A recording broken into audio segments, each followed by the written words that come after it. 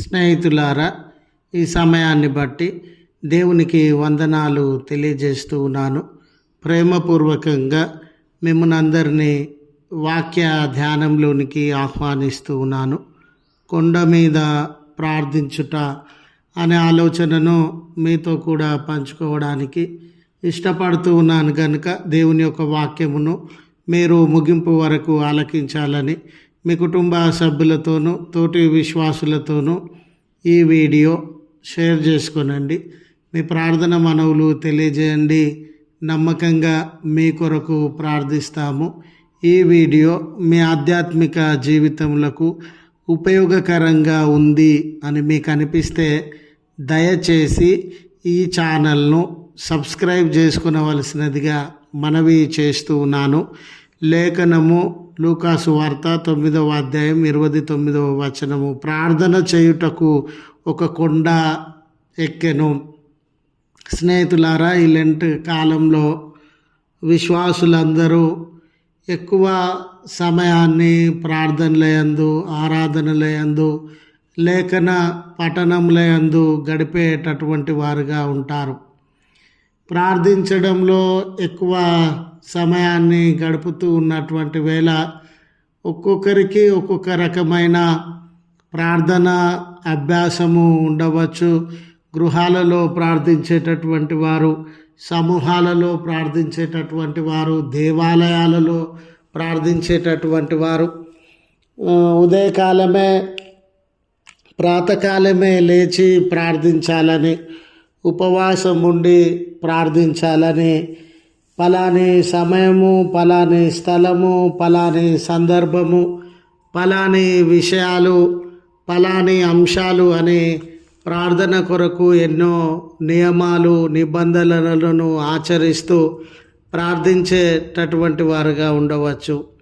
అయితే స్నేహితులారా, ఇవన్నీ తప్పు, అలా చేయకూడదు అని చెప్పడము నా ఉద్దేశము కాదు. కానీ ప్రభుల వారు ఆయన ముఖ్య అనుచరులైనటువంటి శిష్యులను ప్రార్థించడానికి కొండ మీదికి తీసుకొని వెళ్ళినట్లు వారు కొండ ఎక్కి ప్రార్థించినటువంటి వారుగా ఉండినారు. దీనిలో ఉన్న ఉద్దేశము ఏమిటంటే, పరిస్థితులకు వేరై, మానవ సమూహానికి వేరై, వారిని వారు మానవ సమాజము నుండి, పరిస్థితుల నుండి వేరుపరుచుకొని సెపరేట్ చేయబడి ఆ కొండ మీదకి వెళ్ళి ప్రార్థించినటువంటి వారుగా ఉండినారు. పాత నిబంధన కాలంలో ప్రవక్తల జీవితాలలో కూడా వారు కొండనెక్కి ప్రార్థించినటువంటి, దేవునితో సమయాన్ని గడిపినటువంటి ఆలోచనలను మనము గ్రహించగలుగుతాం. మోషే గారు సినాయి కొండ మీద సమయాన్ని దేవుడితో గడపడం కానివ్వండి, ఏలియా ప్రవక్త గారు హోరేబు కొండ మీద దేవుడితో సమయము గడపడం కానివ్వండి, ఈ రకమైన అభ్యాసము ప్రవక్తల జీవితాలలో కూడా మనము గమనించేటటువంటి వారంగా ఉన్నాం. ప్రార్థన అని అంటే మనలను మనము సెపరేట్ చేసుకోవడం. ఎక్కడి నుంచి సెపరేట్ చేసుకోవాలా, ఏ విషయాల నుండి మనల్ని మనము ప్రత్యేకపరచుకోవాలి అంటే, లోక సంబంధమైనటువంటి విషయాల నుండి, లోక సంబంధమైనటువంటి గుణము, స్వభావముల నుండి మనలను మనము ప్రత్యేకపరచుకోవాలి.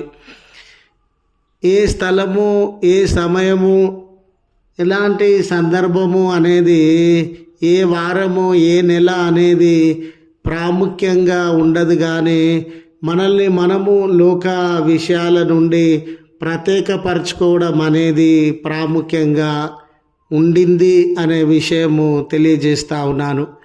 లోక సంబంధమైన విషయాలంటే చూడండి స్నేహితులారా, లోకంలో జీవిత విధానాలు, కోపాలు, తాపములు, అసూయలు, ద్వేషాలు, పగలు, ఈర్ష్యలు, అలాగుననే డబ్బు పట్ల వ్యామోహము, సుఖభోగముల పట్ల వ్యామోహము, సంపదల పట్ల, పేరు ప్రఖ్యాతల పట్ల, రాజకీయం పట్ల వ్యామోహము. ఈ లోకంలో వీటన్నిటి నుండి మన జీవితములను ప్రత్యేకపరచుకొని మనము ప్రార్థించేటటువంటి వారంగా ఉండాలి.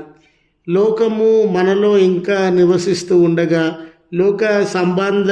లోకానికి సంబంధించిన అంశాలు ఇంకా మనలో నివసిస్తూ ఉండగా మనం ఏ చోట ప్రార్థన చేసినా, ఎలాంటి పరిస్థితులు సందర్భముల మధ్య ప్రార్థన చేసినా పెద్దగా ఉపయోగము ఉండకపోవచ్చు.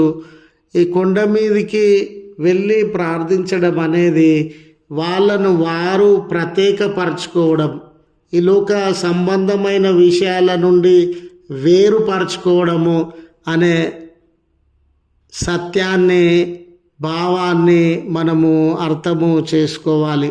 ఈరోజు ప్రార్థనలో సమయం గడిపేటటువంటి మీరైనా నేనైనా మనమందరము నిజమే ఈ లోక సంబంధమైనటువంటి విషయాల నుండి ప్రత్యేకింపబడి ప్రార్థనలో గడిపేటటువంటి వారంగా ఉండాలని, ఇదే ఈ లెంటు కాలంలో ప్రత్యేకమైనటువంటి అభ్యాసము, దీవెనకరమైన అభ్యాసము అని జ్ఞాపకం చేస్తూ ఈ మాటలు ముగిస్తా ఉన్నాను. ప్రార్థించుదము. కృపగల తండ్రి, ప్రేమగల మా దేవ, మీ పరిశుద్ధ నామమునకు కృతజ్ఞతలు, స్తోత్రములు చెల్లిస్తా ఉన్నాం. అయ్యా, మరొక దినాన్ని మా జీవితాలలో అనుగ్రహించినటువంటి దేవుడవు. మేము ప్రార్థించుటయందు శ్రద్ధ, ఆసక్తి కలిగినటువంటి వారంగా ఉన్నామయ్యా. అయితే ఈ లోక సంబంధమైన అంశములు మాలో నుండి విడిచిపెట్టి వాటికి ప్రత్యేకింపబడి మీతో సమయాన్ని గడిపే ఆలోచన, సమర్పణ మా జీవితాలలో దయచేయవలసినదిగా మనవి చేస్తూ ఉన్నాం. ఈ దినపు దీవెనలతో మమ్మను దర్శించండి. కొదువ, కష్టము, కన్నీరు, ఆయాసము కలిగినటువంటి బిడ్డలను, జీవితములను దూరపరిచి నెమ్మది, సమాధానం వారి జీవితాలలో అనుగ్రహించి వారి ప్రార్థనలను అంగీకరించమని, గొప్ప మేలు వారి జీవితాలలో దయచేయమని క్రీస్తు పేరట వేడుకొనుచు ఉన్నాము తండ్రి. ఆమెన్. తండ్రి, కుమార, పరిశుద్ధాత్మ త్రియేక దేవుని దీవెన మనకు తోడై ఉండి మనలను కాపాడునుగాక. ఆమెన్.